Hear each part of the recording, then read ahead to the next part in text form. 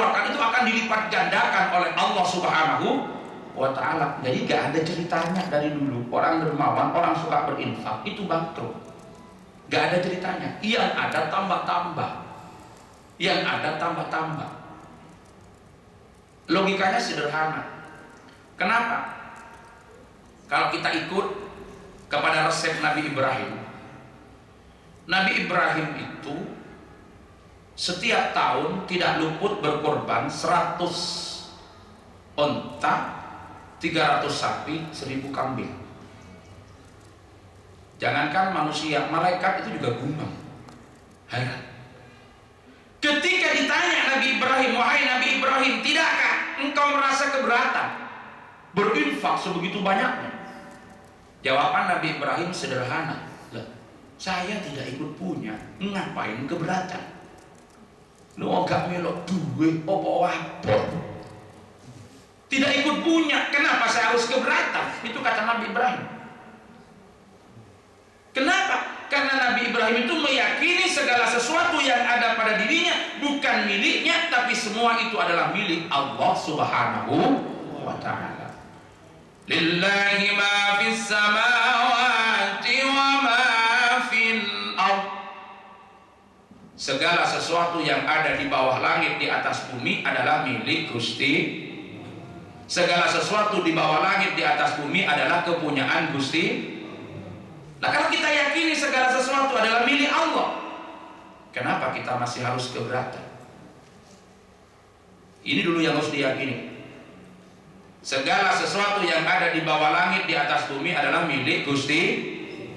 Saya tanya, Bu, ini depannya Mas Hamzah, laptopnya siapa? Laptopnya siapa? Laptopnya Hamzah. Bingung, coba diingat lagi. Segala sesuatu yang di bawah langit, di atas bumi adalah milik Gusti. Ini di depannya Mas Hamzah milik siapa? Milik? Bingung jawabnya. Udah diajari malah bingung ini. Iya. Contohnya begini, ya, ada Pak Kijo mau berangkat ke masjid, mobilnya lagi bermasalah, kemudian pinjam motor punyaan Pak Dayat, berangkat ke masjid. Di sini seumpama ada tukang parkir, seumpama, tapi ini tidak usung tukang parkir ya, ada tukang parkir misalkan. Setelah itu pagi-pagi di sini pulangnya ketiduran. Setelah Jumat sampai orang habis semua. Jam 5 sore setelah Jumat baru keluar. Tukang parkir itu yang nonggori di depan itu kebingungan, ini sepeda satu punya siapa? Akhirnya Pak Kijo keluar, itu tanya, Pak, ini sepedanya sampean. Itu kira-kira Pak Kijo itu jawabannya iya atau bukan? Jawabannya iya atau bukan? Kalau dijawab bukan, nggak dikasihkan itu. Pasti jawabannya iya, lisannya, tapi hatinya harus ngaku, iya saya yang bawa, tapi pinjam punya Mas Dayat.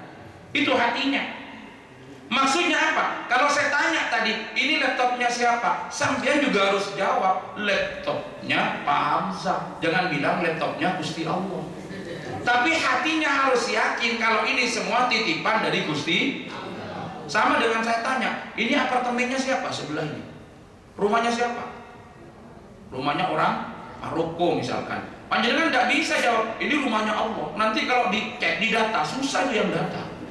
Ini rumah Allah sekian ternyata rusak, perlu direnovasi misalkan. Tapi hati itu harus yakin kalau semua itu adalah milik Allah. Kalau kita merasa bahwa kita tidak memiliki, kok kemudian diminta lagi oleh yang memiliki, saya yakin tidak akan ada rasa keberatan sedikit pun dari kita. Tidak akan ada rasa sedikit pun dari kita. Sekarang misalkan Pak Opang itu punya uang, uangnya 1000, dititipkan oleh Pak Opang ini sama Habib Muhammad ini, Mat, Muhammad titip saya uang ini 1000. Dapat 10 hari, dapat 1 bulan, ditanya, Mas Muhammad, uang yang saya titipkan ke sampean 1000 ada? Ada. Tolong ya, yang 500 sampean kasihkan ke masjid, yang 500 saya ambil. Kira-kira Mas Muhammad ini mengembalikan itu berat apa tidak? Berat apa tidak? Tidak berat, karena ada ikut punya, bukan punyaan sendiri. Dan akhirnya Pak Opang tuh berpikir, ini Muhammad dititipi uang 1.000, dijaga bener.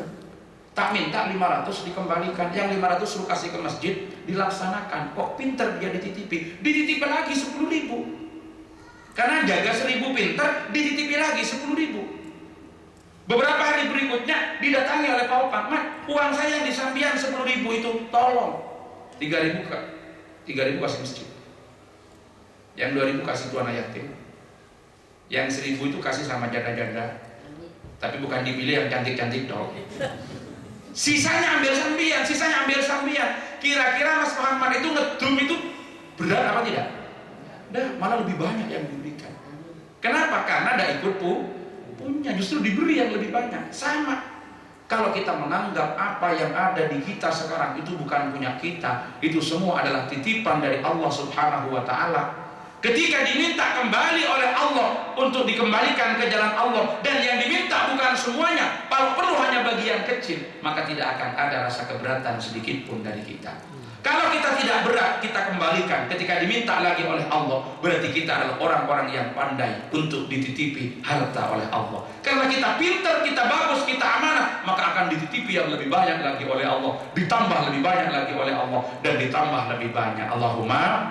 Makanya ada ceritanya orang suka berinfak itu bangkrut, nggak ada ceritanya. Makanya panjenengan kalau udah berani, yang merasa punya rizki lebih 5-100 orang di sini misalkan kumpul ngeluarin sekian, ayo bareng-bareng kita beli tanah untuk pengembangan pusat studi Islam orang-orang Indonesia pada khususnya, dan semua umat Islam pada umumnya. Kok ternyata 1 tahun itu infaknya tidak balik, sampean itu boleh nagih rame-rame ke Indonesia, saya ganti. Iya, kalau itu tidak terjadi. Selama ini saya ngaji di mana-mana, saya nyampaikan, kalau sampean berinfak kok gantinya tidak datang dari Allah, sampean takik, saya pasti ganti. Alhamdulillah sampai sekarang tidak ada orang nagih ke saya. Tidak ada orang nagih. Kalau tidak percaya, itu harus diyakini. Harus diyakini. Tidak ada satupun yang kita keluarkan kecuali diganti yang jauh lebih besar oleh Allah Subhanahu wa Ta'ala. Tapi kalau kita medit, kita tidak mau mengeluarkan padahal kita punya, kita tidak mau berinfak, di sebelah kiri kita itu ada malaikat yang juga berdoa. Apa doanya? Allahumma a'ti mumsikan talafa. Ya Allah, orang yang tidak mau mengeluarkan tapi begini, ini dalam bahasa Al-Quran ini begini. Apa artinya begini? Medit. Tapi kalau begini semuanya, nah itu juga kebablasan. Ya. Jadi wala taj'al yadaka maghlulatan ila unuqi wala tabsutha kullal basti fataquda maluman mahsura. Tapi jangan terlalu begini. Nanti dapat 1.000 diinfakkan 1.000, ya sisain dulu lah. Untuk keluarga, untuk kepentingan, untuk jaga-jaga. Tapi jangan semuanya. Nah, kini akan menghadapi 4 hal. Orang yang diberi karunia rezeki oleh Allah tapi tidak mau mengeluarkan di jalan Allah, tidak mau berinfak, tidak mau berbagi, tidak mau peduli, dia tidak akan luput dari 4 perkara. Kalau mau daftar nanti silakan diingat-ingat 4 hal ini yang akan dialami. Apa? Yang pertama, rizkinya banyak dalam pandangan mata, hartanya banyak dalam pandangan mata, tapi tidak bisa jadi rezeki. Paham? Hartanya banyak dalam pandangan mata, dalam hitungan angka, tapi tidak bisa jadi rizki. Disinilah kita harus bisa membedakan antara harta dengan rezeki, antara al-mal dengan ar-rizq. La budda alaina an nufarriqa bainal mal war rizq. Ada bedanya antara harta dengan rezeki. Apa bedanya? Kalau panjenengan punya uang di bank, itu harta apa rezeki? Harta. Panjenengan punya sawah di kampung di Indonesia, beli sawah, orangnya di Belanda, itu harta apa rezeki? Harta. Rizki itu yang mana? Rizki itu yang kita pakai, yang kita makan, yang kita minum, yang kita infakkan, yang kita tasarrufkan, yang kita sedekahkan, yang kita beramal dengannya. Itu rezeki. Jadi orang medit itu hartanya yang banyak nanti, tapi hartanya tidak bisa jadi rizki. Contohnya, kalau bukan puasa atau waktu puasa, ada juragan dengan supir jalan, sama-sama Indonesianya, tapi yang satu sudah jadi juragan, yang satu baru jadi supir. Pergi kemana? Pergi ke Paris. Perjalanannya jauh. Berapa jam dari sini ke Paris? 6 jam. Nyampe di tengah jalan, waktu berbuka, berhentilah di restoran. Seumpama ada restoran Indonesia, restoran Muslim, ditanya oleh yang jaga, Bapak mau makan apa? Yang jawab supirnya, saya sate gulai, sop buntut goreng, kikil dan otak. Itu kata supirnya. Minumnya apa? Susu soda. Wes get wis. Juragannya ditanya, bingung. Bapak mau makan apa? Apa ya yang ada? Sate gulai ada Pak. Udah bisa saya, darah tinggi.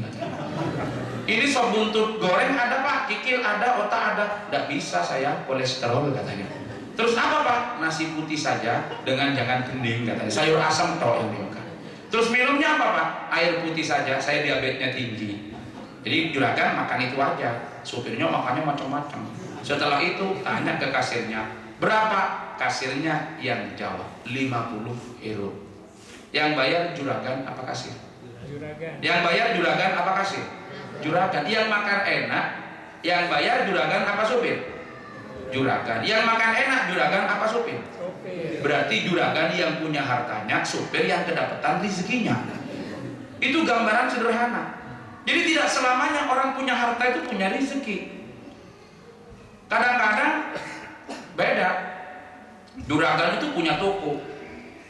Ya. Setiap bulan omset dari toko itu katakan 10.000 setiap bulan.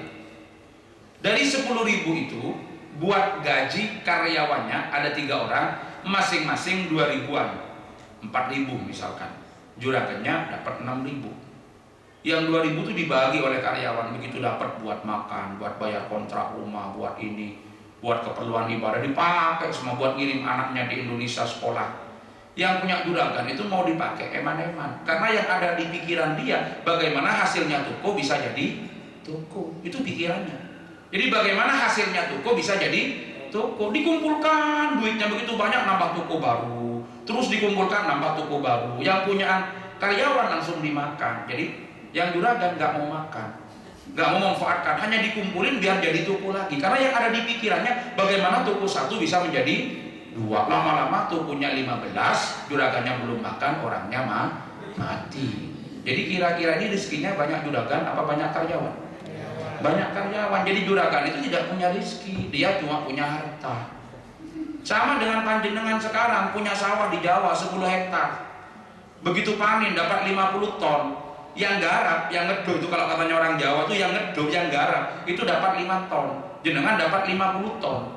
45 ton dijual sama yang ngelola, dimasukkan ke bank, ke rekening atas nama panjenengan. Punyaan yang garap setiap dapat dimanfaatkan buat makan, diseleb, buat beras, buat ngirim anaknya di pondok, biaya anaknya di sekolah, buat belanja macam-macam. Yang punya panjenengan dikumpulkan. Pesannya sederhana, kalau nanti ada orang jual sawah lagi, ambil uangnya buat beli sawah. Itu berarti sampean sudah alamat, tidak punya rezeki, hanya punya harta. Jadi hasilnya sawah buat sawah, hasilnya sawah buat sawah, sawah mah banyak, orangnya mah mati.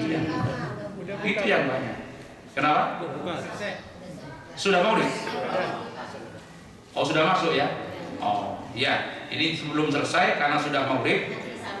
Nanti disambung lagi pada dialog setelah kita berbuka puasa. 57 apa 55? 52. Oh 52. Kemarin 57. Berarti sanksi informasinya.